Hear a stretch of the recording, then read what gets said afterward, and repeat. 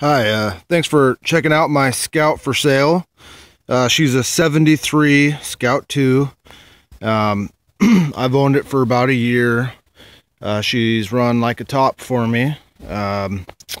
She's kind of a rust bucket, leaks a little bit of fluid from just about everywhere, but nothing significant. Always fires right up. It's got a fuel injected 305 tune port fuel injected 305 out of a 85 Trans Am, and it's got a new process 465 4-speed out of a 78 Chevy 3/4 ton, and it's got a NP 205 transfer case out of the same 78 Chev. The guy that I bought it from lived up in North Bend. He was a mechanic, and he did all the work himself. It's been a great truck. It's my first Scout. I've loved it. The only thing is that I want one that I can restore, and as you can see, you know, with the rust and this stuff, that I'm not an auto body guy. I'm not a mechanic either, so it's just kind of more than I want to tackle. But for somebody looking for just a affordable rig that runs great, maybe a hunting rig or just a cool 4x, you know, these things have removable tops. Obviously, if you're looking at this Scout, then you already know that. So what I'm going to do, I'll fire it up, drive it a second for you, and yeah, and that'll be it. So floors are pretty well rusted out, especially in the fronts of the floors. So I had the guy that I bought it from, he welded in some new panels for me. My plan was to you know, line exit, rhino line it. I never got around to doing it. You can see we got a good amount of rust down there in the corners. Let's just fire it up here. As usual, fires right up. The fan is noisy. It usually makes more noise than that for about the first 10 seconds, and then it kind of quiets down.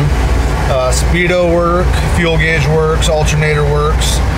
Oil pressure and temp are not hooked up over here, but I got some auxiliary gauges here that do work. Other than the fan, really none of those. These cables are all frozen up. That's a little light that's wired in. It's a check engine light, so it's that shows you the ignition is on. Once it starts up, it goes off. It actually does still have the diagnostics as a hookup underneath. You can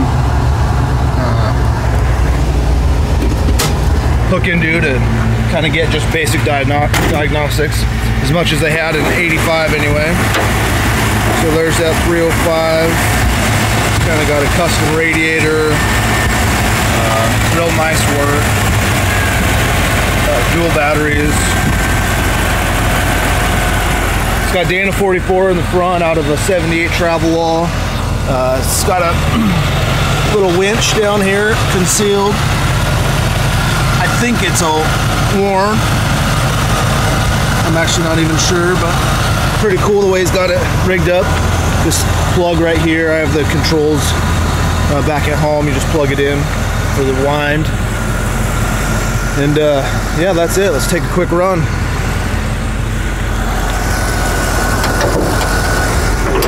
Sorry if I'm making you dizzy here with this thing.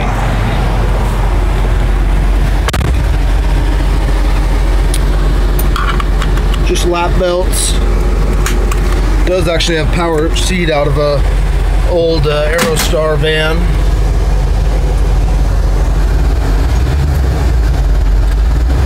One great thing about this old Scout is it steers real nice and straight. It doesn't really have a lot of wobble around the road, which is nice, because I know a lot of them kind of got a lot of I'm only have my hands on the wheel right now.